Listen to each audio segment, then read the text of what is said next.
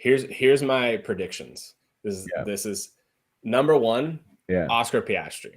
I think he's gonna win. I think he's gonna kind of like eclipse Lando Norris. Lando Norris 2, Lewis Hamilton, Max Verstappen. Wow. Charles Leclerc, George Russell. Or I mean, I guess Fernando Alonso's got to be up there because I said that the constructors was going to be up there. But yeah, Lance Stroll's got to be up there too. Both of them. You know what? They're gonna clip what you just said, and they're gonna play that clip to Max Verstappen before the first race. He's like, "Look at this random guy you never heard of." Yeah, they're gonna play it at the end of the season with that like silly carnival music, like the you fucked up. Yeah, I bold prediction. I think Oscar Piastri eclipses Lando Norris this season. And then I think like Max just like I think Lewis Hamilton's gonna be up there as well with the Ferrari. And then Fernando Alonso, George Russell, Max Verstappen, Charles Leclerc, all up there as well. Nice, dang, quite the predictions. Let's hold them to that, folks. Check in with us at the end of the season or at the middle of the season, and see how Vini's predictions are stacking up.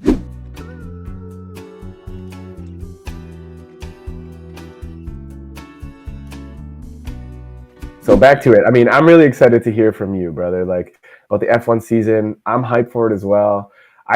Honestly, I get more hyped for Drive to Survive just because you could see the storylines and whatnot. Yeah. And like I said, it's a little bit trippy to be like watching Drive to Survive, but then the season is going on. Yeah. And like you have clear spoilers of the last season. You know, you go watch the first race and it's like, oh, this person who won it all last year. It's like, fuck. Well, no point of watching Drive to Survive now. Yeah, I mean, Drive to Survive like kind of is the niche is like the drama behind the actual results. Yeah. So like, I don't know, they get you invested in. I tried to get invested in like IndyCar and other stuff, and it's just like, well, I don't know these people. That's what Drive to Survive did. It really shows you like, oh, here's the people, who they are, what they do. Yeah. So then you can actually connect with them.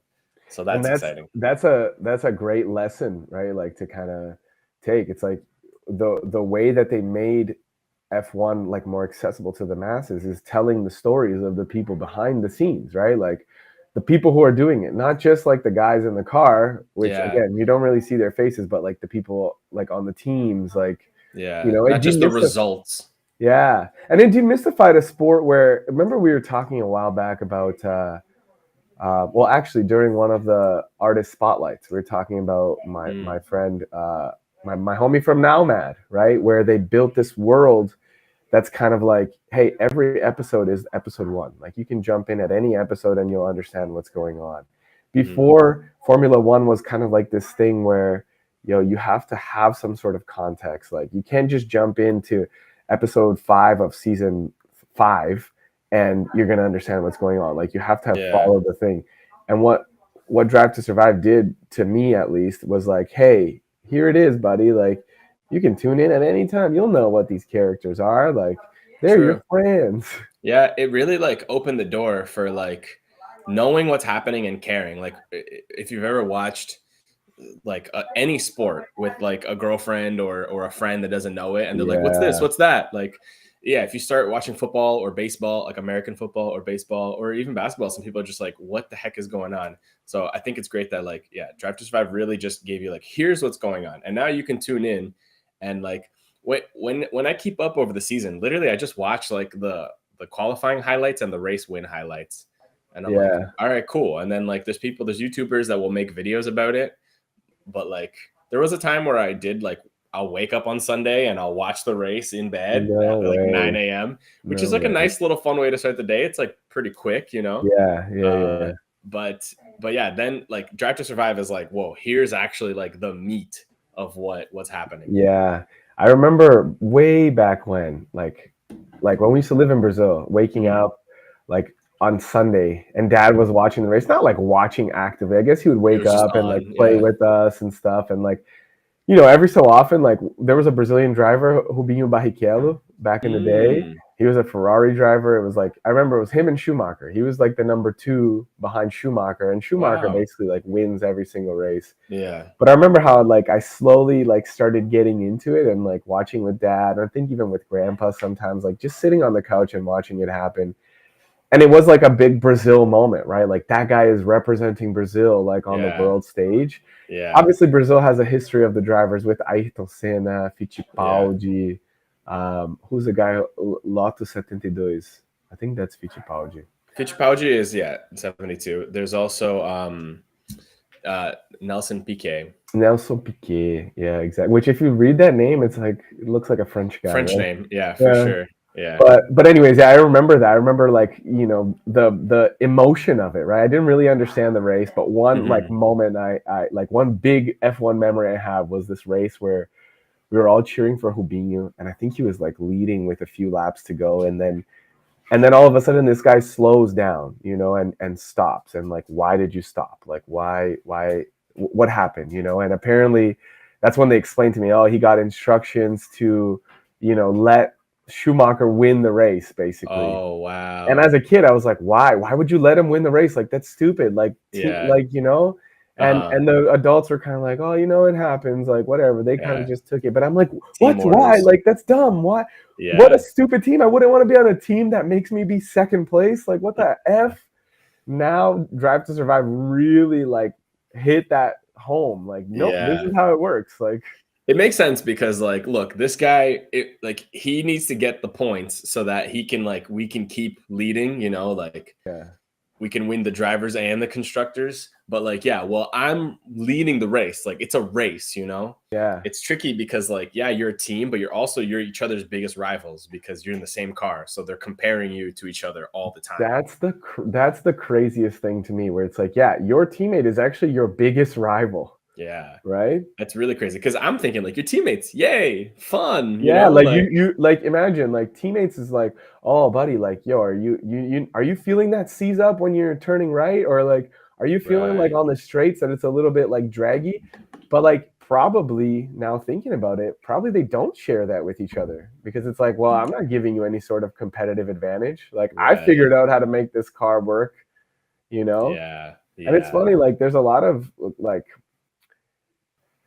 think about it on a corporate level. There's a lot of businesses where that is kind of the case, right? Specifically, like, corporate, let's say tech, right? On a lot of sales teams, it's like, yeah, everybody's a team, but like also you're all competing with each other, and Right. whoever, Yeah. I like need to get the whoever, most sales. Yeah. exactly. So what kind of team environment is that, right? Like, and now think about it, like even outside of a sales environment where, you know, the marketing team or the business team or the tech team or whatever team, it's like, instead of being able to like help each other and being there for each other, they're more focused on like, no, how do I show myself as like the leader here, or the more valuable one here, and with races, I to a certain extent it's more or less easy. It's like, hey, like I won, I am in front, therefore I I'm am better. better. Yeah. Yeah. Exactly. But yeah, it's interesting, that dynamic. That must not cause a very fun kind of vibe. I could see where, like, Charles Leclerc would be like more friends with like George Russell than his actual teammate. Right. Yeah. Yeah. I remember like this last season, like Hamilton went to Ferrari, like said he was going to go to Ferrari. So Carlos Sainz didn't have a seat, Right. and Sergio Perez was eating ass all year. So it was like for me, it was like, well, Carlos Sainz should go to like Red Bull because Yeah. why not? But like people were just like, oh no, because they used to be teammates and they did not get along, and it was like really toxic. And I'm like, yeah, but whatever. Oh, But on Force India or something. yeah, I think it was on The Toro pink Rosso. team? Oh, Toro Rosso. Yeah, Really? like the Red Bull Junior Yeah, team. yeah, Yeah. yeah. So apparently, like they just did not get along. They're like, and Max Verstappen drives like an asshole. So how could you get along with him? Like, but yeah, so I feel you. Like, there Oh, is like a you're dynamic. saying Carlos Sainz and Verstappen. Yeah, yeah. I Yes. lost that a Yeah. little bit. So, okay, what's new in this season? Okay. I'll get to that. First of Okay. all, derailing me Excuse talking me. about Yeah, marketing and excuse me. sales. I was like, bro, we're It's gonna losing be everybody. long. The Yeah, I know. retention is just Fuck them. dropping. Like, Yeah, yeah, yeah. yeah. Whatever, whatever. Yeah. So anyway, the point is there's an F1 driver. Oh, side note, actually, cool that you have like memories of like in Brazil, because like I was 3, so I don't really have any memories. The only driver I knew of was Felipe Massa, and like True. that was like a cool. That was my only connection to it, and I never really like sought out. But then it's cool. Like he's the last like driver stint that he retired in 2018. So Yeah. like up until 2017. So like 7, 8 years ago, that's the last time we had like a Brazilian driver had an F1 seat. Yeah. So And finally and we got and another F1 one. is still relatively popular, like Yeah, in it's more. I Brazil. think it's more popular than ever in like in the world. But yeah, in Yeah, Brazil, well, it yeah, is yeah. one of those things. Like yeah, there's like football, there's soccer for them. There's the World Cup is huge, but like yeah, I feel like MMA is big, and then F1 Yeah. is Yeah, is it's another thing. interesting. Like I've been in people's houses where it's like Sunday morning, they're watching the race. I'm like, "Oh, interesting." Like, is it because of like, did you guys watch Drive to Survive? They're like, "What is that?" Mm, They just like the racing itself. And yeah, mm, I do have some memories like Rubinho kind of, you know, he had a kind of a Daniel Ricciardo end to his career maybe, mm. where he kind of like, Ferrari, then he left Ferrari and then he kind of circled around. Then he went, I think, to Indy. Then he was driving like stock cars in Brazil. Right. It's Yeah, like, I mean, lots of drivers do that. Like when you leave F1, there's still plenty of and you driving should, like, opportunities. you Yeah, definitely should. If you're F1, it means you're one of the peak, like you've yeah. reached the pinnacle of drivers. But Rubinho now, I guess what I was gonna say, he's become like a meme for like Really. just like lateness, I guess. Like whenever I whenever it's like I'm sending someone like a belated happy birthday, I'll send like a picture of Rubinho and be like, "Hey, happy birthday." It's like, usually that gets a laugh because it's like, yeah, Rubinho is known for like just like, yeah, being a little bit late. Like Mm, late to get to things, as because of the whole Schumacher kind of let him pass kind of vibe. interesting. But he was a great driver. I remember he was a great driver, Yeah, great if he was driving personality. for Ferrari, like that's awesome. Okay. Anyways, yes. Sorry to Anyways, derail you. that's fine. Yeah. So,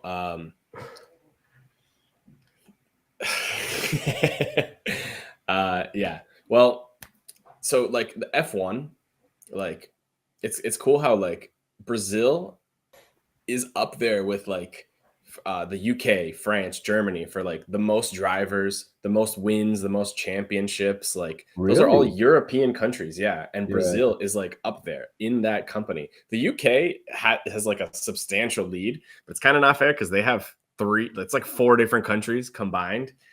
And that's where it So started. And one of the yeah, things that, not to derail you again, no, but keep you going. should We're know, talking. I'm a Yeah. train derailer. Um, One of the things that I thought was interesting, or what Drive to Survive kind of showed me, is like this is a rich people sport. Like Yes. you have to already be a certain level of rich to even think about getting into it, and then you have to have like parents who support you to like literally build you a car. Like think about Yeah. how hard it is to like have a child playing soccer in the summer, and Yeah. now like a cart, like you know what I mean. So Yeah. that I guess opened my eyes a little bit of like, I see why there's not so many drivers like for the passion that Brazil has for like racing sport, let's say. I Yeah. can see why there's not that many drivers. There's a huge barrier to entry. And like that's where it gets kind of tricky with like people being like, well, Lance Stroll, like his dad's a billionaire, he bought the team. It's like, yeah, Excuse but me, this sport is pay to play, baby. yeah. And also like he is a billionaire son. He could have just been like a washed up like drug party kid like that does nothing with his life, or like, he could have gone the business route. Like I respect him for being like, you know what? I'm going to be really good at driving. I'm going to like dedicate myself to this craft. And like people get really like he kind of has this like smug attitude because he kind of knows that he's not going anywhere, but like I respect like he's keeping up, he's not the best, but he's holding his own. He's not last place. He's not crashing into the wall every race. Yeah, So and not good for every him. race, just one Yeah. in every three. I don't actually know. And you know what? Yeah. Yeah, the Lance Stroll thing. When I first saw that, I was like, oh, this is exactly what this sport is, and I'm surprised people don't talk about it more. But like, yes, Yeah. if you're rich, like look at what's the guy? The Paris? No, Sergio Perez. Sergio Paris. Hmm. He was on Force India. He's like bouncing around, and even Drive to Survive like highlighted that Hmm. he's a valuable driver because he has He's a big sponsors. Mexican sponsorship. Yeah. Exactly. Exactly. So it's money. Like if you have money, you are able to make it happen. And Yeah. like Lance Stroll has the ultimate like sponsorship behind him, you know? It's Exactly. his dad. Exactly. Yeah. I think like there's rumors that like Red Bull wanted to cut Sergio Perez because he literally lost them the constructors championship Oof, because how? because he couldn't keep up. Like they were really good at the first half and he was like in like 8th and 10th and stuff while Max Verstappen was winning every race. And then in the second half of the season, like Ferrari and McLaren caught up. So, and then Ferrari and McLaren coming like second and third, or like first and third, where like Max Verstappen's coming first and then maybe like True. fifth, like Yeah, yeah, that yeah. he couldn't. So then McLaren won the constructors championship out from under Red Bull because McLaren? yeah, Wow. Who are the McLaren drivers? Lando Norris and Oscar Piastri. Oh, wow. Dang. Well, Yeah, Lando, sure, that makes sense. Oscar Dang. Piastri's really good. I mean, He's like I good. don't doubt it. I don't really know him like that, That's fine, yeah. But but that like is wow. That's and there big. was rumors that like they wanted to cut him, and there was rumors that like F1 was like you can't cut him before the Mexico Grand Prix because the Mexico Grand Prix there's got to be a We need Mexican people driver. there. Yeah, people like that's the one that has the most fan seating, I think. So like Oh, they were like, bro. So it's kind of crazy. Like if I don't know if that's true. Obviously, it's just a rumor, but it kind of makes sense. Like no, he's got to be there for that. yeah. Put that in the file of conspiracy theories that we definitely think are true. Yeah. Yeah.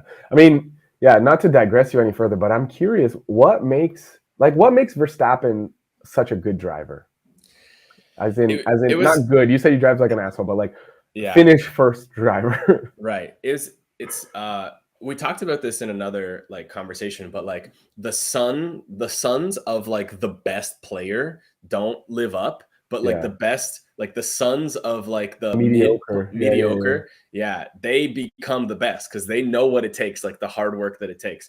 So yeah, like Josh Verstappen, his dad was a driver, and he just like I've seen like a compilation clip where he's just being a huge dick to Max and like treating him like shit and just being like, no, you're gonna work hard, you're gonna do this, you're gonna like you're so I think he just has like a work ethic, like unlike anyone else. He just like lives and breathes this because his dad just doesn't give him an opportunity to To fail not. or to care Yeah. about anything else. So Yeah. yeah, and then he's also like he drives really aggressively where he's like, look, I'm like either you get out of the way or we're gonna crash.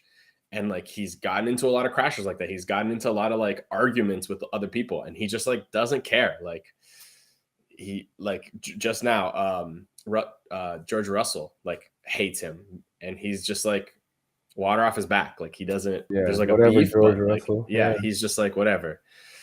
So I Yeah, don't know no, I things like mean, that. it's yeah, that's interesting, I guess, like thinking about his background and kind of how his background led him. But I guess I'm saying like what makes a good form like what makes a driver good? Like being able to go fast, being able to slow down at the right times to make you Hmm. like effective on turns and stuff. Like what is it? Like you said, yeah, he drives aggressively. So he finds those gaps and he attacks those gaps, and I could see that being kind of like, you know, Yeah.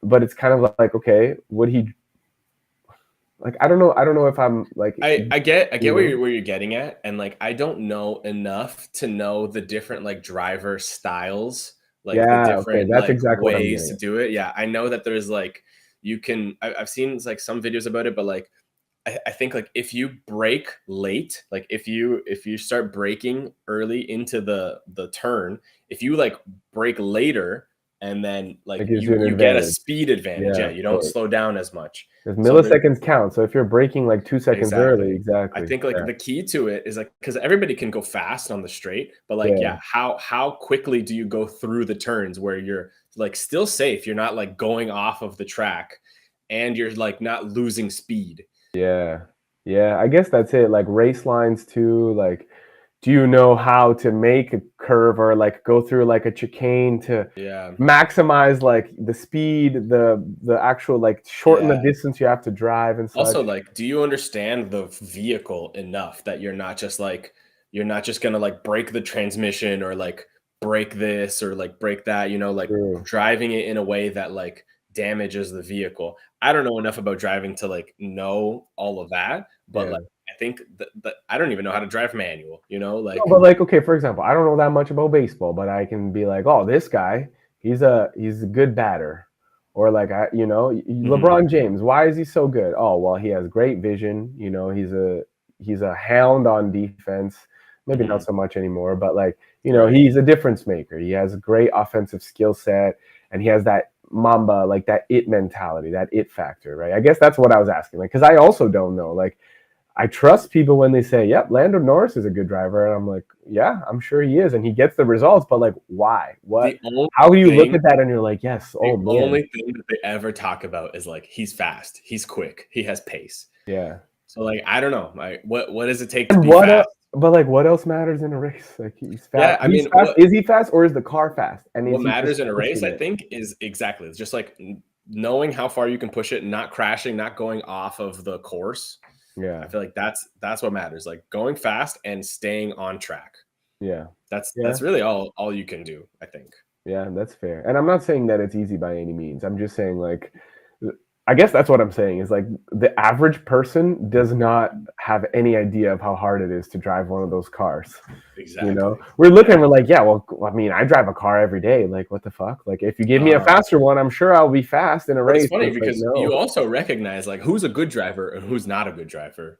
Like like Fucking assholes I like I yeah, that I don't will want be to in a drive. lane that they know is gonna close and then last second. That's a I don't want to Verstappen be in a driver. car. I don't want to be in a car where our uncle is the driver. I won't say him by name, but And I like, know, and there's a couple uncles that I think you could be yeah, referring to. I know which one you're talking about, but there's a yeah, couple that fit the bill. but like exactly, like you know, like oh, this person's a good driver, this person's not a good driver. So I don't know. I don't know. It's funny, like you're saying, the average person. Technically, I'm kind of like above average in terms of knowing and caring about F1 because I feel like the average person doesn't know or knows hmm a little bit, and I hmm still don't know. Like it takes a certain another level of Yeah, knowing. If you know in the comments, let us know. Like, what does it take to be a good driver? What are the different like styles of driver and like what's the difference? I was looking into Ayrton Senna, and they're like, yeah, he's fast and he drives aggressively. sorry, who? Ayrton Senna. Try it again, brother. Oh my god, brother! No, I'm not gonna say it in Oh, Portuguese. this is the Brazilianaires podcast. You're gonna say Ayrton Senna? You're Yeah, gonna get canceled. I'm not getting canceled. I'm saying Ayrton, it to English people so that they know. Ayrton Senna, Ayrton Ayrton Senna. Senna, Yeah, Ayrton Senna. Ayrton. Get out of here. Anyways, yeah. So Ayrton Senna seemed to be a very just like fast and aggressive driver. No. Yeah, that's and like that's what Max Verstappen is. That's what I'm sure Lewis Hamilton is too. Like I don't know. I think Lewis And Hamilton specifically he breaks very late, but I don't know. it's funny, like I mean, I don't know if you've seen the Senna like the miniseries on Netflix, I've seen a couple episodes. Yeah. but the way they portray him is like it's that confidence, that determination, that like willingness to be like, yo, no, no, no, you guys gotta like we gotta fix this right now. Like, Yeah. and I saw that attitude kind of in like a Lewis Hamilton, like Mm, F1, like Drive to Survive showed that he has a similar like guys, this car's fucked. Like he right. knows, like he can feel where and why, and he can make those suggestions. Like he knows enough about the engineering side to say, Right. yo, no, this is what it is. Like the right drivetrain is blah blah blah. Yeah. The intelligence, the IQ to be like that. I feel that's the thing too. You have to have like a feel for the car. You have to know how it runs and why certain things like what's the limitations and what feels good and what feels wrong.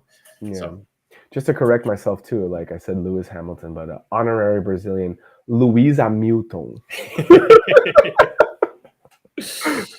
yeah.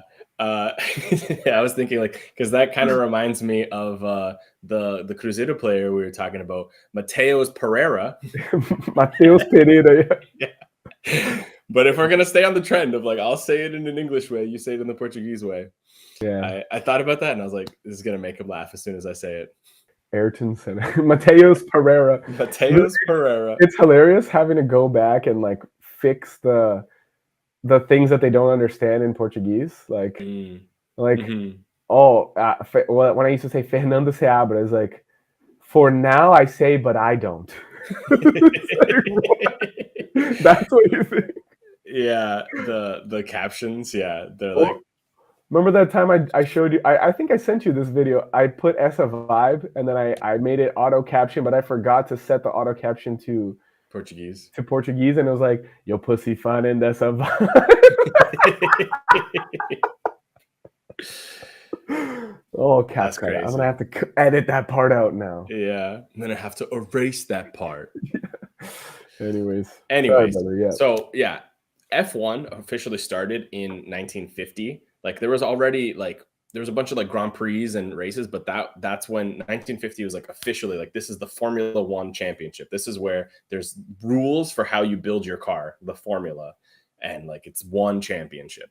And I'm that glad was you said that because that was my next question. Is like, are those rules the formula? Like, yes, yeah, absolutely, nailed it. that's why it's called that. Yeah, and the first official driver was in 1951. So the next year, Chico Lange, Chico Landi or Landi, Is whatever. is he Brazilian? He's Brazilian. He's the first official Brazilian driver.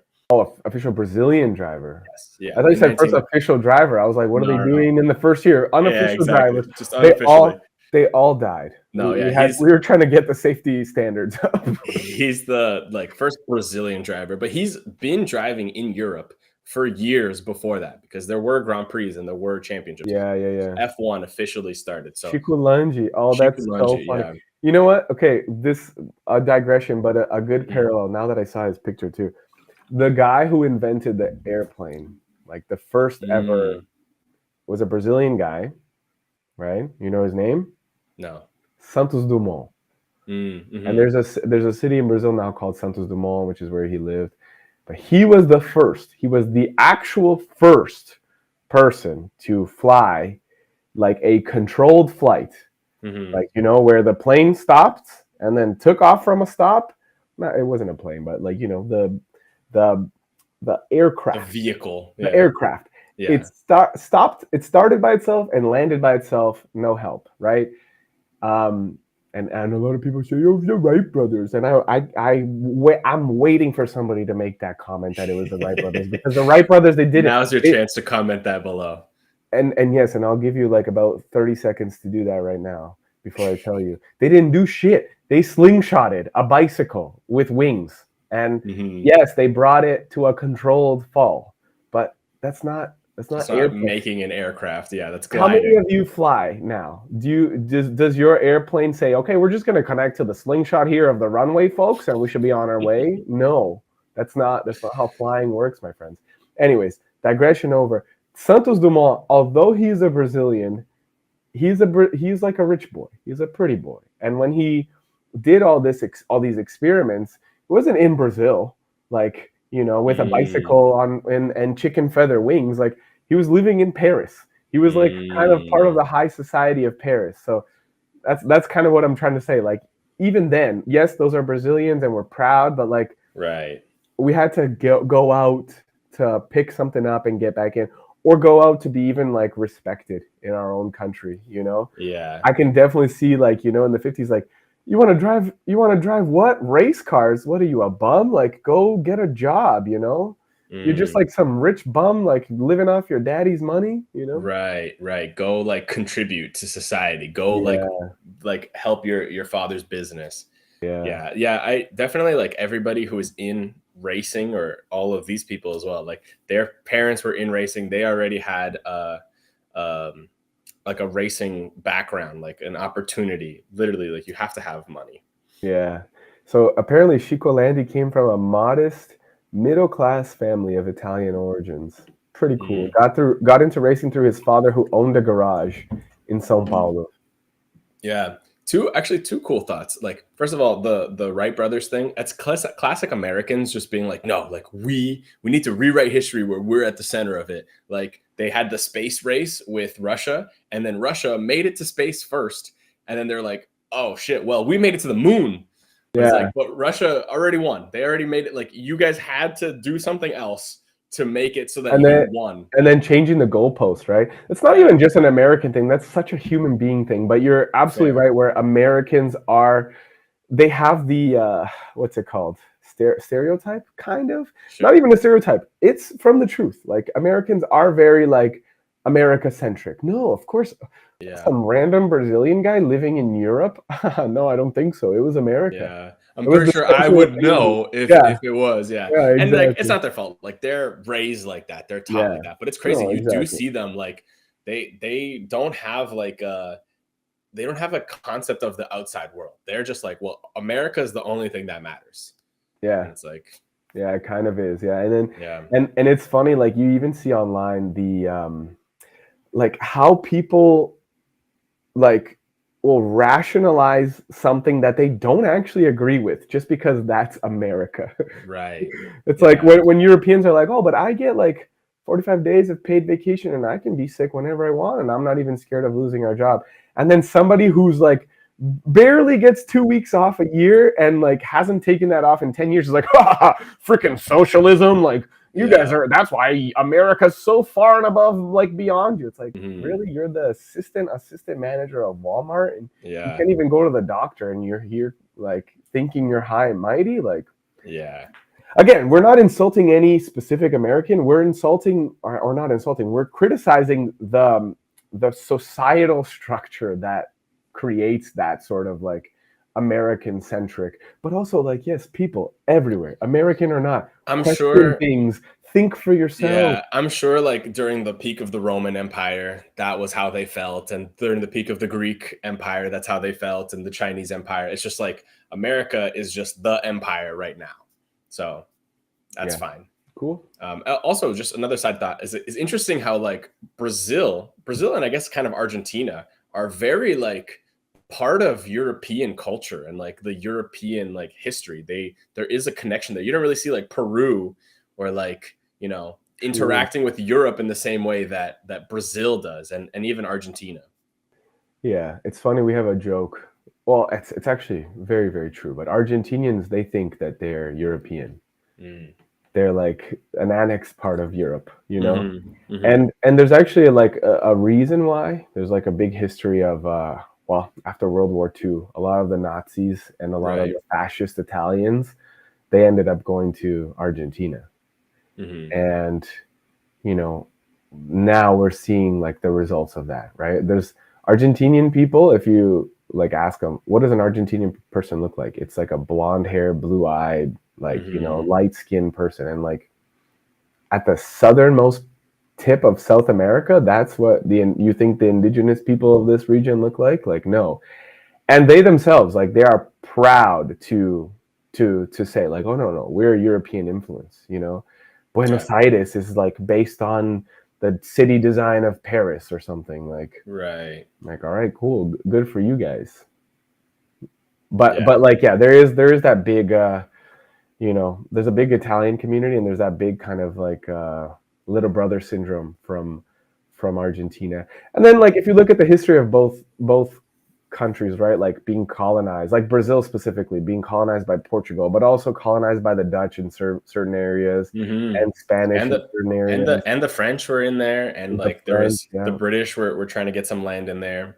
Yeah, so there's that kind of colonial history to it. But Hmm. Brazil's such a big country and kind of to your point about America centrism, like news points of view perspectives are usually like passed through the people who have it, who have the ability to do so. So like the Brazil of someone who lives like in Manaus or who lives in the Amazon, deep in the Amazon, is much different from the Brazil that we know, right? Like, or that we hear about on Global, or that we see about on, you know, the BBC or CNN or whatever, if you know what I mean. Hmm. Hmm.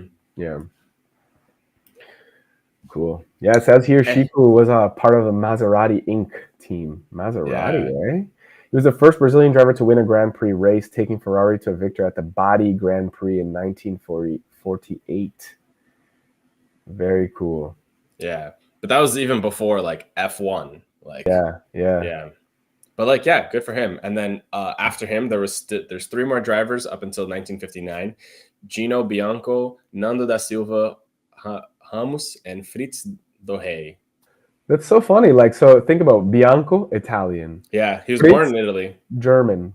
Hmm. Nando is the very, very Brazilian. Very Brazilian. Yeah. Even like Chico Landi, Lungi, Uh and his huh. That's Francisco that's Sacco. Yeah, sounds like an Italian name too. Yeah, very much so. And I mean, he did say, Italian origins. It does say over here, but interesting, eh? Also, just for us, there's two drivers that are from Belo Horizonte in the history of F1. Nice, Alex Ribeiro and Cristiano da Mata. No relation to Vanessa da Mata, unfortunately. nice, yeah. I looked into that specifically. It's funny. It's funny actually. The name Damata, right? Like, Mhm. Of the woods. yeah, just Yeah. like Damata is like in a sense is like a snow. It's similar to like a Mm, Game of Thrones, like Jon Snow. Like right. you're this person Damata. Like this is how the Portuguese used to call the indigenous peoples. Or like when Mm, they don't know like what family are you from? Like, oh, you're not from any family. Like you're from the woods. Like you're from you're wild. Even the last name Silva, which we know yeah, that's so what I was many gonna people. say. Yeah, Yeah, the most common Silva last name. comes from silvestre, which is again wild, like wild animals. We call them Mm-hmm. animais silvestres. So it's a similar idea of like, oh, you don't know your lineage, so you're Silva, like you're a Oh, okay. wild, like I from the heard forest. I heard it came from selva, da selva, Yeah, and like the same thing, but like yeah, just from the wild. yeah, So yeah. yeah, literally like the snow or like the whatever, The white. Like sand. Yeah. yeah, Exactly. That's yeah, exactly what it is. Yeah. Interesting. interesting. Interesting digression. Yeah, Anyways, not a lot of Brazilian drivers initially. It makes sense. Like I yeah. said, like back in the day, I guess one, this is already a sport for elites. I think back in the day, even more so because like cars, like were kind of a brand Not new thing, common. right? Yeah. Exactly. Yeah, yeah. Yeah, so there's like literally four of them for the first 20 years, and then in 1970 we get the legendary Emerson Fittipaldi, Lotus who 72D. yeah, the royalty, like his family has like been in it, in like keeps coming up. They're like the dynasty, the royalty of it. They even had their own F1 team, Fittipaldi Automotive, Wow. sponsored by like a big the world's biggest like sugar and ethanol company. Which was, I guess.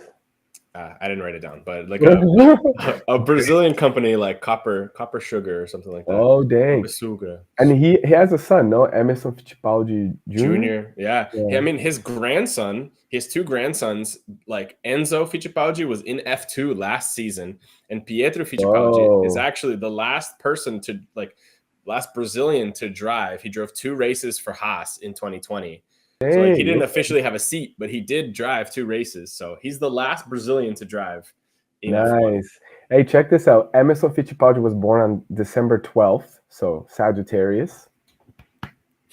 And he's the younger son of prominent Italian Brazilian motorsports journalist and radio commentator. So his dad was already kind of in that whole world. Wow. Wilson Fittipaldi Sr. and his wife, Josefa Wojciechowska. Wojciechowska. Yeah, he has like a Russian Yeah. An immigrant from St. Petersburg of nice. Polish and Russian descent. Juzi. Interesting. He was named after Ralph Waldo Emerson. Yeah, I saw that. Very cool. And okay, he has grandkids who are in the thing, who are in F1 or have gotten up the Have ranks been, yeah. I somewhat. think Enzo didn't make it to F1, but But his child, his son, is only 17. Emerson Jr. I don't know. I don't know what to tell you. Like, No, I mean I'm not asking you to like yeah. justify the family lineage. It's So just he like, isn't just that had, interesting? Yeah. yeah, he just had a kid like 17 years ago. Yeah. Then that's crazy. Emerson Jr. But Wow. I'm sure he has other kids, right? Like, Yeah, I mean he's got grandkids, so for sure right. his kids have kids. Yeah, it's fun. Oh, is that how it works? It's funny though because it doesn't even like Emerson Fittipaldi Mo Junior's page Mhm. doesn't show brothers. It shows like father, uncle, brother-in-law. What? Who cares? Right. Nephew, cousin, all his older cousins. But he's in an Italian F4 championship. Anyways, cool. Emerson Fittipaldi, the OG, the legend. Nice. Yeah, I mean, cool that if his son is in Emerson Jr. is in F4, maybe we'll see him in a few years. But like we were saying, like the son of the greats, like Bronny, like he's not going to become the next LeBron. Like Well, he Michael technically Jordan, literally is he literally is. already. But like Michael Jordan's son didn't become like, the next GOAT. Does he Like even play basketball? No. I think he had one son that played basketball and another son that didn't. So I don't know. Anyway, Emerson, he was a 2-time world champion, and he held the record for youngest world champion for 33 years. Dang. Yeah, at 25 years old. He went from third seat to first seat in 5 races. Like his first 5 races, he went from being the third seat, like the reserve driver, to being the number 1 guy. Wow. Why? Yeah. Is that good, eh? He's that good, yeah. He just impressed, yeah. I don't know how he got. I don't know if they had 3 cars or if he was like the reserve. That's what I'm gonna say. The third seat is a fucking reserve folding chair that stays in the garage. No? Yeah, pretty the much. first 2 seats are in the car. The third seat is back. So either someone got hurt or they weren't good enough, or he was just testing really good. But like just that's brother, just how impressive it is. You were sitting in the chair during the race. It's going so fast. You went a whole kilometer in that chair during the race. Yeah, we could see your feet moving. It's like clearly you know what you're doing. But yeah, more than likely, like one of the drivers, I don't know, whatever. I don't want to speculate, but imagine like it's because the first 2 drivers they exploded on the first turn, and then people used to just die back then. Like people still do just die, I guess. But last person to die not on Formula 1. Yeah, yeah. Just as a general life. I mean, the last person still died in 2015. So. That was like 10 years ago. 10 years ago. Yeah, and Romain Grosjean almost died. I saw that. That was a freaking explosion, dude. Yeah. And he just walked out of it. So, like, good for him. That's crazy. Really good for him. Anyways, cool. Yeah. So that's Emerson Fittipaldi. He's one of 3 people to have a Corvette named after him. Damn. Cool little tidbit there. Yeah. And then there's Nelson Piquet. Yeah. He won 3 world championships in the 80s. And actually, he was like dominating in the 70s in Brazil. And then Emerson was like, yo, you should go to Europe and like have a career there. Oh, dang. Yeah. So that's cool. He broke the record for most F3 championships. And then he went straight up to F1. Nice. I like that. Yeah. He apparently didn't have any support from his family. And he had to he dropped out of university studying engineering to work in a garage to support himself and his family. Dang. Yeah, imagine that story of going against your parents telling you like you're a bum, you're never gonna make it. Like, really, son, you want to drive cars? Like you really have to be a little crazy, actually, like have such a strong vision. Kind of the way I feel sometimes. You have to have such a strong vision that you see. And despite people being like, what? That's not possible. Because you're not seeing the freaking vision that I'm seeing. Like, I'm seeing it and I will make it happen. And he did. And he became one of the greatest of all time, really. 3 world championships. Like you said, 81, 83, and 87. 60 podiums. 485.5 career points. Mm-hmm. And like back in the day, like now we have a lot of dynasties. Like Schumacher won 7 times. Hamilton won 8 times. Verstappen's won a bunch of times. He's won technically 4, but I'm not counting that one where he stole from Hamilton. But like back in the day, like to win 1 or 2 or 3, like that was a big deal. That was hard. I feel like everybody was kind of on more even footing, Oh, yo, check this out. So he was born in Rio. It was the capital of Brazil back in the day. His dad was a doctor. So like pretty well off family. Rich kid, yeah. And then his father moved the family to the new capital, Brasilia. So when Nelson was 8 years old, and he became the minister for health in the government. So it's like, he was already he was up there. At 8 years old? No, his dad. Father was the minister of health. You said when he was 8 years old. Fair enough. That's crazy. Yeah, he's the GOAT then. His father actually wanted him to be a professional tennis player, and he got a scholarship to a school in the States. Yeah, I saw to play that. tennis. That's crazy.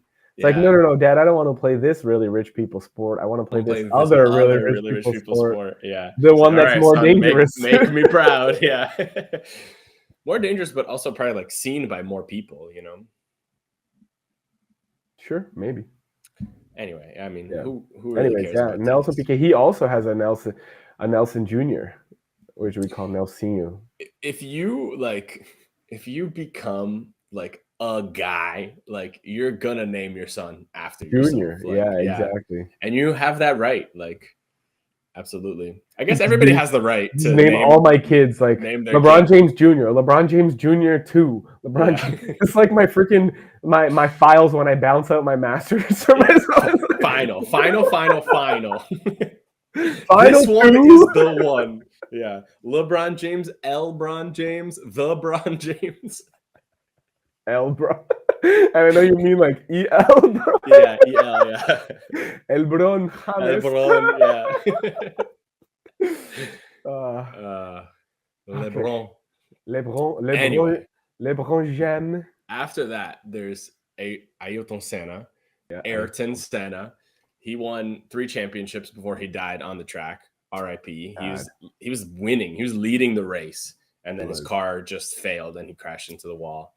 So that sucks. But he is like a legendary like Brazilian icon. There's streets named all over him, after him. There's like Yeah. neighborhoods named after him in Brazil. Schools named after him, a bunch of people named after him. There's a whole Yeah. bunch of things named after him. I think also because of his, power and what he represented, but also he died on TV, Yeah. like publicly. Like everybody was like he made F1 so famous. He was like the Lewis Hamilton, let's say, of the day. So people were all watching, and then he died. Like live on obviously he didn't die, like he died later in the hospital, but everybody saw, and that was like just as Brazil was like prepping for a World Cup, like it was. Yeah, it's like when there was like a space shuttle launch and then it exploded. Yeah, and it becomes so like, oh my, like such a moment, Yeah, it's crazy. Yeah. He used to date Shusha, actually. Yeah. And Shusha also dated Pelé. That's right. Yeah. I didn't know that. That's crazy. Shusha was like a socialite, back in the day. She's got a little bit of a history, I guess. We don't need to get into that, but yeah, he was like I said, he was a proper like pop star, like a proper like the like way I said, that like Lewis Michael Hamilton. Jordan elevated the league. Like he became like the face of the franchise, became even bigger than the sport itself. Yeah, exactly. Yeah. He won the record. He held the record for most pole positions with 65, and he won at Monaco a record-breaking 6 times. Wow. Dang. Yeah, Monaco's like hard to win too. Yeah. Yes, it is. 80 total podiums, eh? Mm-hmm. Wow. Crazy. 614 career points. Yeah. Yeah, and he inspired like a bunch of the drivers that are driving today. Like that's what's cool. What was different about him? Was he like an aggressive kind of? Exactly. It just says here like he's legendary for his raw speed and aggressive driving style, and for being excellent in wet weather. So like, what does that mean? I don't know. I mean, I was telling you, he was like, a little playboy, so it tracks. I think it seems like what makes you good is just like taking calculated risks, like really pushing it to the edge and like not being scared, like being, which causes you to crash and stuff like that. But like really pushing things to the edge. I was thinking like, why do we even have rules? Like we should just build like the fastest, the best possible cars. But then I realized like, oh, well, because if you crash, you'll die.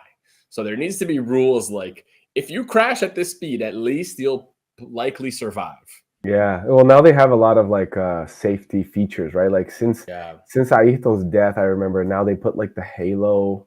Yeah. Not because of that, but like since then, yeah. I think that's actually a lot more recent. Yeah, exactly. But they have the halo. They have like rubber, like the tires and stuff. The rubber. They have a lot of like runoff spaces. They'll like call like safety flags a lot, like safety cars, yellow flags, a lot more. So which like good. Nobody wants to see people die. Like I heard that what kind of happened and why, I guess, is because his steering column was giving him a hard time, and then they did what we call in Portuguese a gambiarra, which is like not an actual like just like MacGrubered it. They just they MacGrubered it. Yeah. They MacGyvered it in a bad way. Yeah. But I get what you mean. They just kind of like MacGyvered something, and then and then it kind of gave way at speed, and then he couldn't complete the Mm. turn, like because he couldn't like Oh. mess with the steering column, and then crashed into the wall. The steering column broke, and I think that hit him in the head or something. Like, Oh, snap. yeah, he That basically sucks. he sustained fatal skull injuries, like skull, brain, like artery injuries, like any of those could have killed him. They don't. I don't know if they actually said like what specifically was it that killed him, but like, brother crashed his car at high speed. That's the cause of death. That's the cause of death. Yeah. Yeah, Man, that sucks. That's a very visceral image that you yeah, just put in my head. Like, poor guy. yeah. And like I'm saying, what makes it even more like everybody saw that happen. Guys Hmm. about to win the race and Hmm. then crash, and then people are like, "Oh fuck, what now?" And it just became such a huge, you know what I mean? Hmm. Hmm. What happens to the race? Like, it just stops? Like, of course, like, you're not going to keep racing. Like, wherever you're at, Why? that's Why not though? because somebody died. Well, but Like, I mean, you don't know that he died, like, right? He died later in the hospital. right. Like, He crashed, got what taken they out. do, probably like safety car, get that shit out of there. Let's continue the race, and then take this guy to the hospital and deal with him right now. Like, I what are they guess like? that Do we just, need the freaking other drivers to help him in the hospital? Like, no, just keep going. I guess that just feels like insensitive to me. I mean, it does feel insensitive, but at the same time, it's kind of like if you stop it, then it just becomes so much of a bigger moment, right? It's like, okay, yeah, let's just keep going. Like, okay, we'll figure out what Also, like, happened here you later, don't know. Yeah, like, you just take him to the hospital, and and you let's don't know keep it what's gonna going. happen. Yeah, Hmm. I guess that's crazy though. That's crazy. So the race was already marked by a string of accidents suffered by Rubens Barrichello, Roland Ratzenberger, JJ Leto, and Pedro Lamy, who's Portuguese, Lamy, as well as Senna. Ratzenberger was killed by his crash. Whoa. So so clearly a guy crashed, and they're like, well, the race must go on. Like, the guy crashed probably like on one of the tests, whatever. Wow. That's nuts, dude. Hmm. So there we go. So it's not just because of the steering column, but there were already problems. Here we go. Here, the night before the race, Senna asked for the steering wheel to be shortened. There was no time to build a new steering column from scratch, so Williams welded together different parts to adjust the existing column. Following the race, 6 defendants were charged with manslaughter in Italian courts. The Williams defendants argued that the crash broke the steering column, while prosecutors argued that the column broke first and then caused the crash. Mm, There you go. that sucks. Anyways, yeah, it goes to show you this is a dangerous sport. It's as Hmm. much as they try to make it safe, like literally you're asking dudes to strap in and go couple G forces in, faster Hmm. than any of us probably watching this will ever have gone in their normal cars. Yeah, absolutely. I love when they show like this guy is going 300 kilometers an hour right now. Like, the Yeah. fastest I've ever gone is like 140, 160 maybe. Don't tell the police. Like, Yeah, that was in a controlled environment. yeah, absolutely. Definitely not on the streets. Yeah. No, exactly. People remember racing video games back in the day, like Need for Hmm. Speed? That little Hmm. hack to make your car the hack to make your car faster, where it was like you change it from miles per hour to kilometers per hour. All of a sudden I'm going at 230. It's like, damn, I'm so Yeah, so much faster. Didn't even have to do anything differently. yeah. Anyway, moving on Cool. to Felipe Massa. Yep. Um, Oh, we he, skipped Barrichello though. I didn't research Fuck him. that guy. If you want to talk about him, like, No, we kind of already did. I yeah, don't really know too much about him other than yeah. that. I just kind of like did a quick glance just to be able to talk about these guys, but um, Felipe Massa, he's the only guy that I knew of growing up. He drove from 2002 to 2017, and he lost the drivers' championship in 2008 by 1 point to Lewis Hamilton. Oh, buddy. 2008, I feel like that was the last time I watched actual, like, because I do remember seeing some Felipe Massa stuff. Was it still Schumacher as his Ferrari teammate? Do you remember? I think at the time, I don't remember, but I think at the time, yeah, I think he was at Ferrari. Yeah. Oh no, Kimi Räikkönen. Mm. That was and he finished ranked third.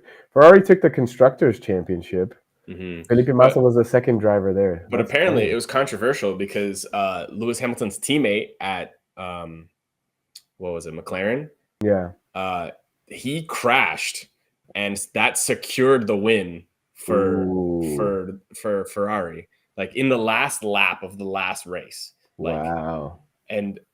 so Felipe Massa's like, that's cheating. Like he did that on purpose But to. you know what's funny? Felipe Massa actually won that race. It was a Brazilian. It was Interlagos 2008 Brazilian Grand Prix. Oh, He really? came first, and Lewis Hamilton came fifth. So how was it a cheating scandal then? I have no idea. Like I trust you. You're telling me about this cheating I don't scandal, know. I saw it on Wikipedia. but it makes sense. Let's see. Who was his teammate? It's called Crashgate. Heikki Kovalainen. He finished seventh though, so he didn't like DNF or retired his car. Crashgate. Anyways, whatever. We could get into Anyways, yeah. Crashgate. Anyways, this is pure. Don't trust Wikipedia. Yeah, yeah. Because it also says that the driver that crashed was Nelson Piquet Jr. Oh, Nelson Piquet Jr. Brazilian on Brazilian Yeah, crime. okay, I see that. Yeah, his car was retired there in Mm. that race. But who was he racing for? It doesn't say. Whatever. I think he was racing for Renault, but Interesting. Oh, okay. After losing his drive, it emerged that he had, under instruction from senior members of the team, crashed deliberately at the 2008 Singapore Grand Prix to help his teammate Fernando Alonso win the race. The resulting scandal became one of the most significant in motorsport history, ultimately saw a permanent end to his Formula One career. Dang, son, don't do that. damn, yeah, Crashgate, yeah, there we go. The Renault Formula One crash controversy. Okay, so it was yeah, Renault. and that's what caused him to lose by 1 point. Yeah, yeah. He was leading the Grand Prix before he crashed. So Nelson, Felipe Massa was leading the Grand Prix before he crashed. and then Nelson crashed into him. Nelson crashed, and then Nelson spun at the corner, or no, Mm. crashed at the corner, hit the wall, necessitating the deployment of the safety car. Safety car regulations in '08 meant that the pit lane was closed until our cars had been bunched up behind the safety car. Hence, the advantage of the lead cars would be eliminated before they were able to pit, and after they did pit, they would re-enter the race at the back of the field. Alonso, having pitted just before the safety car was introduced, therefore gained a significant advantage. This sounds exactly like what happened with Max Verstappen and Lewis Hamilton. Yeah. Like Latifi crashed, Verstappen pitted, had the advantage, and then they like cleared out the cars so that they could race. But like really, really similar. That's Yeah. crazy. Although, like at the Verstappen thing, you could at least argue, like, well, Latifi's on a different team, right? Like, how is? Yes. But Yeah. this guy was on the same team, and apparently it was later discovered Yeah. That it was that deliberate. he True. deliberate, and because senior members of the team told him to. Also, So that's the Verstappen thing, like they made a rules call that doesn't exist. That's not yeah. in the rules. The So that's Verstappen thing was more like an FIA, like, whoa, what you doing, y'all? yeah. That's the bullshit. Not Yeah. like another team cheating. It was just kind of like, it's kind of like in football where the ref is like, wait, what? You're choosing to apply that rule now? Like you've Yes. never applied it before? And Uh-huh. that's how you're interpreting this situation to be? And Ooh. also, like that's not how the rule can't is supposed to be interpreted. Like it's never been interpreted that way, and you're just gonna Yeah. like, Yeah, like football, for example. If you're the last man and you foul someone, you're the last man running back, right? You've prevented like a breakaway where it's just going to be him and the keeper. It's mhm, automatically a red card. Doesn't matter how like intense the foul is. Like if you foul them physically and mhm, they're the last man, like it's kind of like in basketball, right? Like a clear path foul. mm. Like if you foul them clearly just to stop them, that's automatic red card. And it would be like In it would basketball, no, in get soccer, out. Yeah, yeah, in yeah. football, right? It Uh-huh. would be like that happening, and then the ref being like, "Oh well, no, it wasn't like that intense of a foul. Like he doesn't need a red card here." It's like, Right. no, buddy, no, That's the that's rule. the rule. Yeah, Yeah. Yeah. damn. Okay.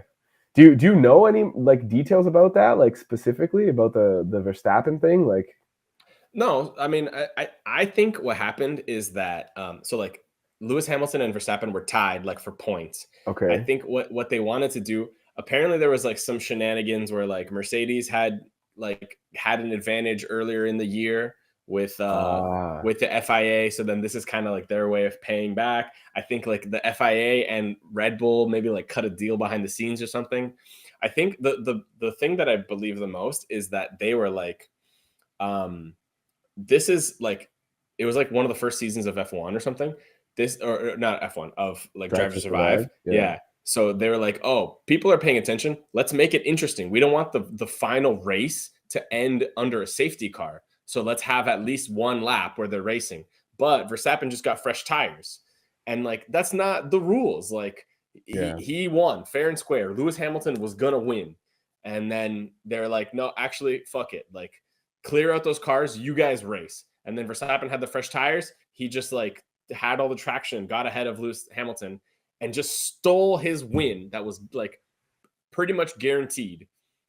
I That's mean, all I know it about it. sounds like he did beat him in the race, but again, under unfair kind of like, with an Yeah, unfair competitive advantage. if Yeah. they let Lewis pit and then they Yeah. just went like, all right, everybody out, just you two, like that would be cool. The, But the classic drag race, like yeah, exactly. get One lap. somebody to be in the middle with a You flag guys and start right next to each other. There's one yeah. lap and just like As soon as my exactly. handkerchief touches the ground. Exactly. Yeah. Dang, man. Yeah, that's pretty bullshit. I remember on Drive to Survive that was pretty controversial. Yeah, that pissed me off. Yeah. Yeah, conspiracy theories will abound here. Mm-hmm. Mm-hmm. Anyways, yeah, Brazil, for whatever reason, we do like our F1. Usually the last race of the season, is it not? Correct me if I'm wrong. Is it not the Interlagos Grand Prix? No. No. For a while it's been Singapore. I think they have like a really big I don't know, maybe Singapore. They have like a contract to like do that. Interlagos is usually like in like September-ish, like Mm. late in the season, but When does the season go till? season is from March until December. Okay, cool. Yeah. I remember it used to be, so maybe it's not the case anymore. Yeah, they kick around. Interlagos has always been around since 72 or 73. So Mm-hmm. it's been a staple. Nice. Okay, cool. But yeah. Anyway, so now we have Gabriel Bortoleto, who is a Brazilian driver. He's the first, like in like 7 years, the first Brazilian driver with a seat, not just like filling in for a race, but like he has his own seat. He just won the F2 championship in his rookie year. Dang. He won F3 the year before that, and he's the only driver ever to win a race after starting in last. Wow, that's Yeah. legit. Well, this guy's never faced me in Mario Kart, but that's legit. Yeah, well, he's gonna need that because he's going to Sauber, and Sauber is gonna be last. But yeah, he apparently he was mentored by Fernando Alonso, and Verstappen and Piastri endorsed him to get his seat. They were like, no, give him his seat. Piastri was like, I know what it's like to win F2 and then not have a spot. Like, I don't want that to happen to him.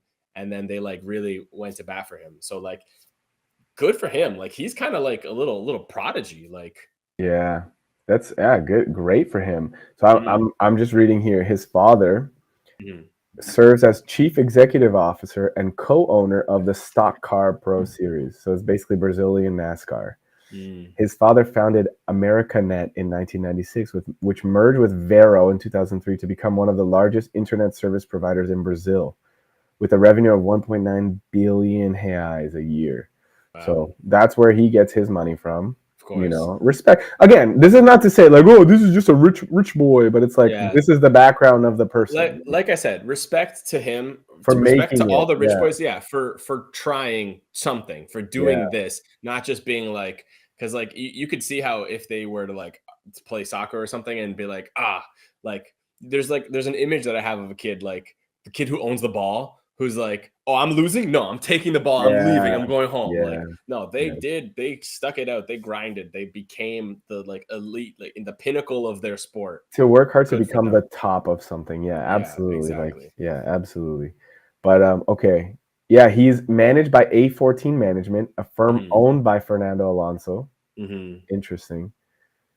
Very cool, man. I'm excited. Is he like, so you said it's like that Kick Sauber, so the last Kick Sauber pretty much. So yeah, they're the worst team right now. They're like partnering with Audi for like in 2026 next year. There's new regulations. So like they're kind of like putting all their eggs in that basket where like Audi's going to build their engine, like they're going to like be a big part of the team. So this season is just, and like last season, they're just kind of like kicking around to the transition, basically. Gotcha. Which is why also like Ricardo was linked with this team and Carlos Sainz was linked with this team because apparently Audi has succeeded in every like motorsport competition that they've been in. So there's like high expectations, like, oh, they'll like in like 5 years, they'll maybe not be competing, but like high midfield, you know, from last to moving up. So there's high expectations. And it's great because for Gabriel right now, there's low expectations. Like if he shows up and finishes last place, whatever, he's got the worst car. But if he does anything at all, if he gets any points, like last season, Sauber got 4 points total in the championship. Dang. Yeah. If he gets 5, then boom, that's it. He Exactly. already Like made the team better. exactly. So Who's number like 2? Is it Hulkenberg still? Hulkenberg, yeah. Yeah. Or I guess not still, but I guess he got No, that. he got it this He season. got the Yeah. seat, right? Yeah. Yeah. Frick. So yeah, like that's exciting. Like, and also like, for example, Charles Leclerc started with Alfa Romeo, which is this Sauber team. Yeah. And somebody else from the past that we were talking about, I forgot to write it Oh, down. we But have Felipe Nasser, who's also a Brazilian guy. He used to race for the Sauber F1. 2015, maybe 16. There's a Felipe Drugovic is the reserve driver for Aston Martin too. He's Brazilian. He was like he made it up. They didn't have a seat for him last year, so Nice. Okay, I'm finding it here. Sergio Perez used to race for Sauber. yeah, like lots of players, lots of people get started on like the lower Yeah. teams, obviously. Jacques Villeneuve and Felipe Yeah, Massa at one point were the 2 drivers. So Brazil Canada connection. there you go. Yeah, I think Felipe Massa started at Sauber too. So Yeah. like that's great, and like there's a chance that he could potentially take like Hamilton's Ferrari seat in a few years, or Alonso's Aston Martin seat in a few years when they Dang. retire. So like Yeah. So if it's he like, does good, like yeah, also Audi could just become a competitor, you know, that's like the thing. And if they do, like he has to be good enough to be kept, right? Like it's not like, yeah, hey, now we're good. Now we're gonna actually sign good players. Thanks for your e- help. Like exactly. Yeah, good yeah, yeah, yeah. racers, I guess. Cool, Yeah. man. I'm excited to follow Gabriel Bortoleto. Apparently on Wikipedia, he's known as BB to his Mhm. friends. So, What's cool though is like he's not the only rookie this season. ooh, who else? There's 6 rookies. Last season there were no driver changes from one year to the next, and now there's 10. The heck? So like this is a big crazy season. Well, Like walk us through that, brother. yeah, so one of them you might not count Liam Lawson as a rookie because he's No, already fuck that driven a guy. bunch, but like Never even heard of this is him. his first seat actually having like he drove like half the season. He replaced Daniel Ricciardo last season, but now he has his own seat. He's up at Red Bull with Max Verstappen. Whoa, Liam Lawson. Oh, Yeah, I'm seeing this. He looks exactly what I would imagine, except he's from New Zealand. All he's right, from New Zealand. cool. Yeah, yeah, yeah. And so like a rookie in the Red Bull, there's a rookie in a Mercedes, Kimi Antonelli. He's like 17, I'm pretty sure. They're immediately Oh, right up yeah. at the front. He's supposed to be like Wow. the next prodigy type of driver.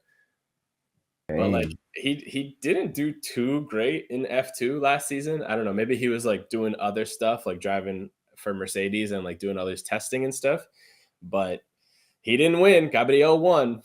So There you go. yeah. There's also this guy, Isaac. Isaac Hajar, yeah. Isaac Nice. Hajar, yeah. He's at the Racing Bulls. The Racing Bulls. Yeah.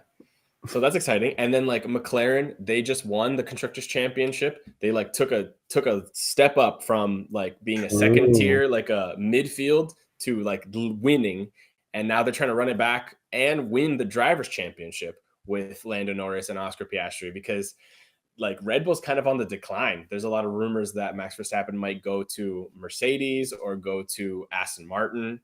And like they're just kind of imploding. So Dang. Nice. mhm. All right. So yeah, that's exciting about that. Like McLaren is like up there. They're excited. Mercedes has Kimi Antonelli, a rookie. Like As a that's number like one driver behind George Russell, who's like all but proven himself, no? Like, yeah, George Russell. Like I think like people ask like, oh, can he be the number one? Like he's been really good. He's been really solid for a few years. So good, like that. It's just crazy to me that there's like rookies in those seats, you Yeah, a know. 17-year-old man, true. And then Ferrari just got Lewis Hamilton, the GOAT. Big So time. like that's gonna be really exciting to see him be in that like really dominant car. Yeah. And like they made a late run at the constructors last year. So like they seem like they have figured out their car and they're like really competitive. So Yeah. like let's see them just like take over, you know? Luiz Hamilton, make Brazil proud. Yeah, he's an honorary citizen, so He that's flies awesome. under the flag of the United Kingdom, though, so Right. he's But also a Sir, apparently. yeah. Sir Luiz Carlos Davidson Hamilton. O seu Luiz. O seu Luiz. Aston Martin just hired Red Bull's like guy, like the guy, Adrian Newey. He was like Aston Martin. No, I thought the Red Bull guy was Christian. Yeah, he's the like president, but Got you. Adrian Newey is like the engine guy, the guy that like Oh, buddy. yeah, and Yeah. and Aston Martin just brought him over. So like Aston Martin's really trying to like make a push and compete. So we're interested to see like how is that going to make a difference for Red Bull and for Aston Martin? Like is Red Bull's kind of imploding. Like they're gonna Really? yeah, there's a lot of drama between like Christian Horner and some like I don't know some other guy who is like a Kind of big up in there. yeah Yeah. up there. There's like power struggles going on. Like Oh, really? yeah, and like their second seat has just been a revolving door for like years. Because it kind of doesn't really matter, right? Like they, whoever sits in that second seat is kind of like, well, Verstappen is our number one, right? Like, Exactly. It's which is why Ricardo left in the first place because he's yeah, like, well, I don't want to be the number two to Verstappen. Nobody mhm. does. If you have made it to F1, you have believed in yourself Yeah. You don't that want to be the far. number two to And then anybody. they're just going to be like, yeah, no, you just need to let Verstappen win or like, I mean, not let him win, but unfortunately, with Verstappen, you don't need to let him win. yeah, not let But him win. like, You're the number two. If you're yeah, ever ahead of him, we're gonna call team orders and you're gonna switch fair type enough. of relationship, you know? Yeah, yeah. Although, like, again, that's what I was saying. Like, they've probably never had to pull that because Daniel Ricciardo is very rarely ahead of Verstappen. He was ahead of Verstappen because Verstappen was like on the up, but ever since Verstappen became the number one, like Yeah, everyone else has been yeah. No, anyway. I'm just talking shit. Anyways, Yeah, yeah, yeah. moving down in the Moving midfield, down. Okay, Alpine hired a rookie Alpine. and Okay. then immediately hired a better rookie to replace. Oh, dang. Yeah, so like Franco Colapinto, he did really good for Williams, and then last season, and he wasn't available, so they promoted their guy, and then he became available, and they're like, "Oh, Franco, we're gonna sign you to a 5-year reserve driver role." Oof. So everybody's like, "Oh, buddy, like Jack Doohan, the other guy, you are on a tight leash. Like if you fuck up in the first 5 races, like you're Mm, gone." Type of thing. dang. Yeah, that Like sucks, dude. And so we're talking about like the work environment, right? Like toxic yeah, work environments. Like you can't make a single mistake as a rookie, as a as a rookie, 20-year-old. Like you've exactly. never been here before. Exactly. And you're like, this is my chance. And they're like, yeah, but You're there's like, a guy yes, right behind you it with is your chance, not above. your few chances, your one chance. Exactly. That sucks. Exactly. Yeah. So that's exciting. Like Back doing. So Alpine, Alpine went away. So what happened to Esteban Ocon? he went to Haas. Haas. Esteban Ocon is notoriously a terrible teammate. Like Oh, he wants to beat his teammates at the detriment of the team, at the detriment of like he crashed into Pierre Gasly. Like, bro, if I'm not gonna beat you, we're both out of the race. Like, that's dumb. Yeah, yeah. that's dumb as Like heck.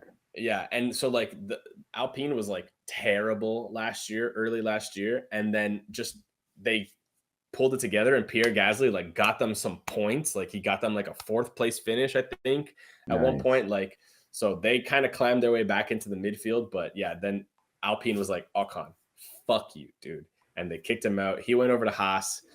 Haas also got Ollie Behrman, who is like a Ollie rookie. Behrman. Yeah. Yeah, he drove for Ferrari last season. He did really well. So like Haas. I exciting. like Haas because I like Yeah, Gunther. Or yeah. yeah, He's not there anymore. he's not. Where is he? No, he got fired. Oh, well, then I don't like Haas anymore. Gene, what are you doing, Gene? What you Yeah. doing? He released a book called Survive to Drive. Oh, nice. Hey, that's pretty good. Yeah. So yeah, Uh, okay. Like Ocon is funny. I liked him since he was portrayed in the first episode that where he was kind of like, I think he was on the Force India team mhm.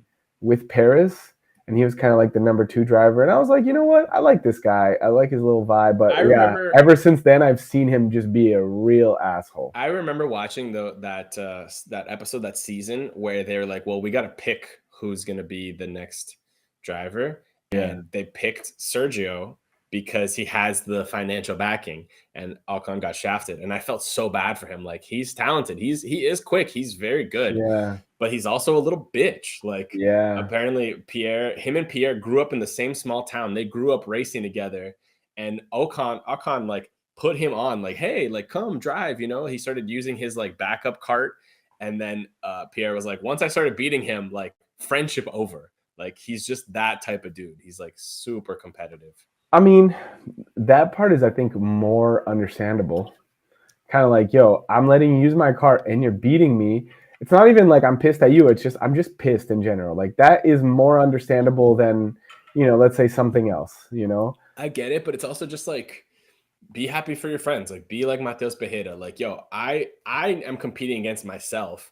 You're good for you. Like I'm happy for you getting your own, but I need to do better. But he's just like lashing out against his friend. Like Yeah, no, it's that's not crazy that's that not the they way to both go. came from a small town together, like the same small town, and they were Yeah, childhood friends, and now they're on a team, like on the global stage, and he's just gonna be a little bitch. together. Like, Yeah, that could have been something so huge. yeah, that Like, could have been like best friends for life. yeah, that's so true. Yeah. Well, that's And man. How about Pierre Gasly? How's he doing? He's still he's second good. seat then, I guess. In So now he's the first seat oh, in he's the first seat. Alpine. Yeah. Okay. And he's doing good. He was brought up too soon to replace Ricardo to like be Max's second driver. Yeah. And he didn't perform the way they wanted him to. So and then Okay. he dropped, and then now he's at Alpine. And the same thing with Alex Albon too. Like they brought him up and he was like competing. And it's funny, like if you look at, they were like, you guys are not performing well enough. But if you compare them to how Sergio Perez was performing last season, they were doing better than him. Like, Yeah. It so happens a lot in sports, right? Where it's kind of like, okay, well, we need to get better than this. And then you uh let a piece go, but then the next piece you bring in does not do better than that. yeah, it's like it doesn't matter how good you are. It matters like what our expectations are. So like you could show up and be better than, like you could be playing your heart out. You could be as good as you can be, but like, well, we're looking for another Max Verstappen, or like we're looking for Yeah. another, like someone who's just going to consistently come second place. And like, okay, you're coming like fourth. We need better than that. Fourth, not good enough. Yeah, Yeah, exactly. exactly. And it's like, Yeah. well, Max, and then like Lewis Hamilton, and then like Fernando Alonso. Yeah. What do you want me to do? Sorry, Like I couldn't pass those I'm guys. 20 years old. I'll Yeah, try like again next time. Yeah. exactly. Alex Albon, he like they portrayed him as someone who was like a very smart, talented, good driver, Hmm. and who, took is it like I guess Williams? He was Yeah, at Red he's Bull, at then now Williams now. he's still at Williams. Yeah. And it's kind of like, yeah, I guess Williams has like expectations more or less like they understand like where they're at. So they're not going to be like, yo, Alex, what the fuck? Why are you not taking our car to the top 10?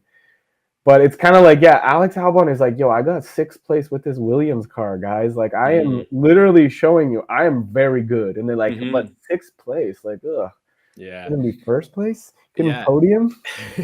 Exactly. Alex Albon seems like a guy that like if you see him in Drive to Survive, like he's got a big family. He had like a single mom. Like he seems like he Yeah, really yeah. provided for his family with this job. So I really like him.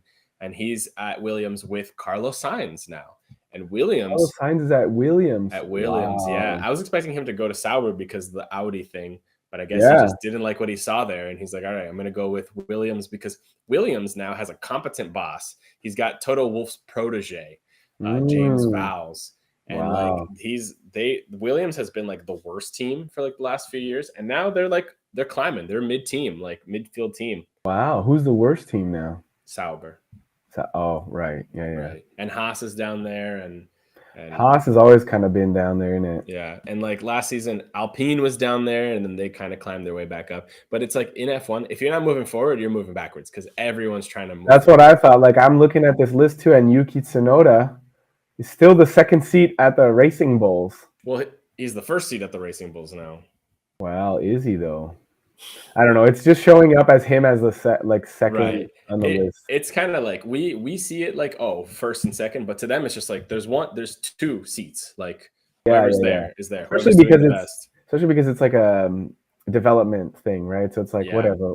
You're both number 2 to us. Yeah. Yuki's pretty much only there. Like he's good, he's talented. But he's pretty much only there because they had a deal with Honda. Honda was providing their engines, and Honda was like, we want a Japanese driver. But now Honda went to Aston Martin.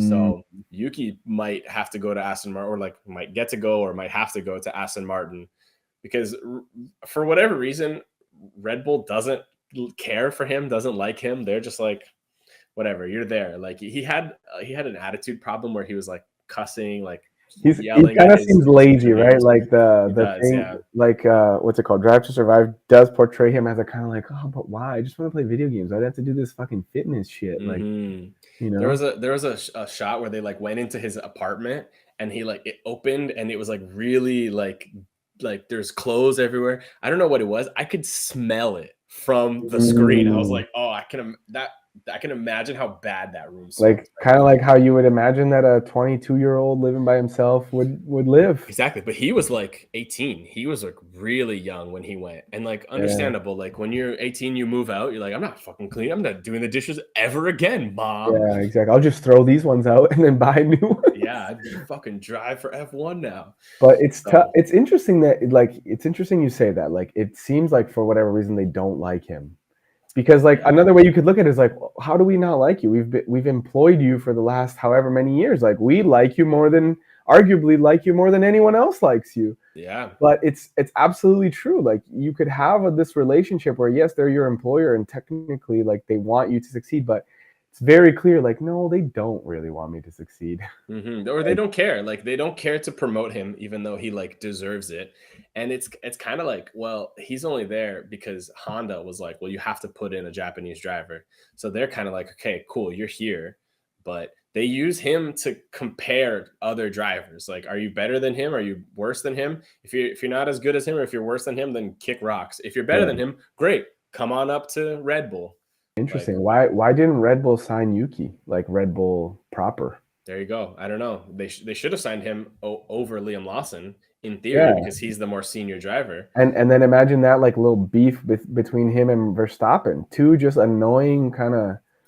So maybe that's why. Maybe that's why. But don't you think Verstappen is the kind of guy who would be more motivated by an annoying fucking teammate? I don't know. I think Verstappen's the guy that'd be like, get this guy out of here.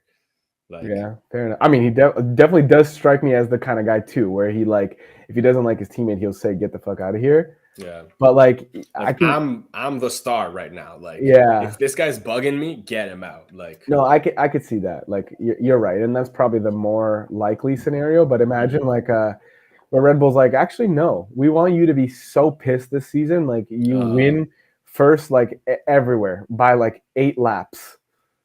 And like, there's a strategy, right, in and of itself. But whatever. The guy's like, I don't need extra motivation to win. I've showed you that. It's like, the thing. I'm gonna win mentality. Regardless. If you go into it like already flustered, already pissed, like not with already pissed that your team doesn't respect you, kind of exactly. Thing. It's like, yo, have I not shown you that I deserve your respect over all these races? Exactly. Then how are you going to perform? And like, even if you're motivated to perform, you're kind of like, well, fuck these guys. Like, yeah, true. Yeah. Oh, you know what's funny? Huh? You know who Max Verstappen's partner is? / girlfriend / wife, maybe? Some Brazilian lady. Not just some Brazilian lady. Nelson Piquet's daughter. No way. Oh, true. You know what? I think I did know that. Some Brazilian lady. Yes, though. So you're saying we're both right? Yes, we are. Yes. She used to date Kvyat. Remember that guy? Daniil Kvyat. Yeah, okay. I guess he's not important.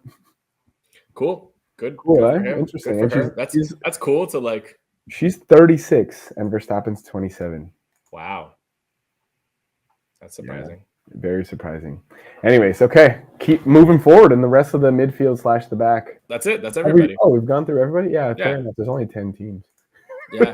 Like I wrote them out in order, but then we just kind of bounced all over the place. So Yeah, I my just bad. kind of That was probably my bad. no, that's fine. Like that's the way that we talk.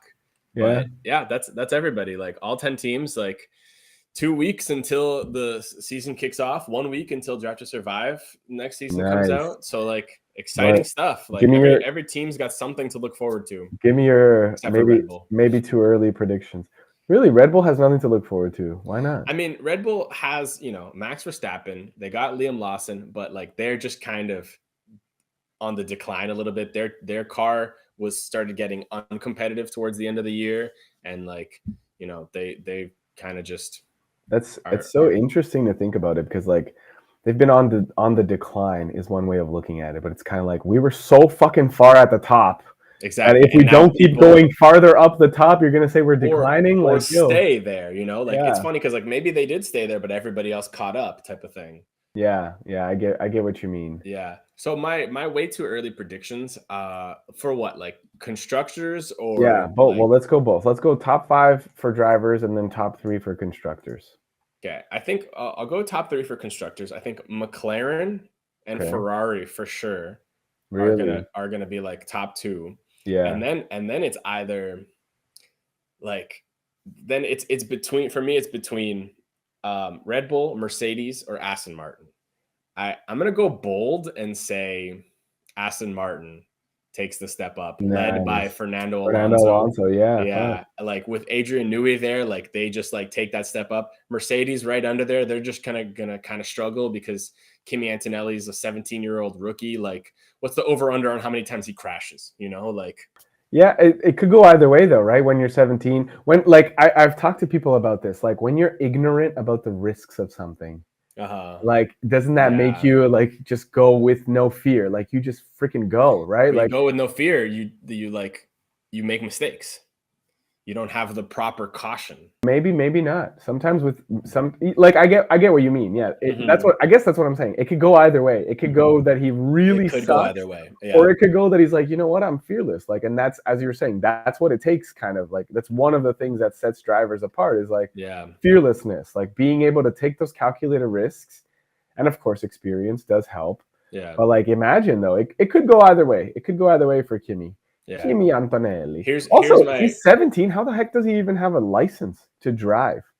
Like yeah, like cars you on need Formula One. I know. you need a super license. Yeah, Like exactly. you don't necessarily need like an official driver's license like with the government.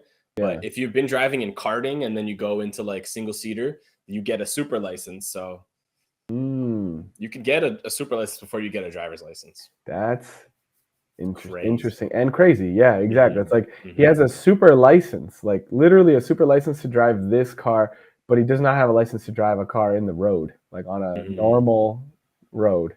Yeah. Nuts.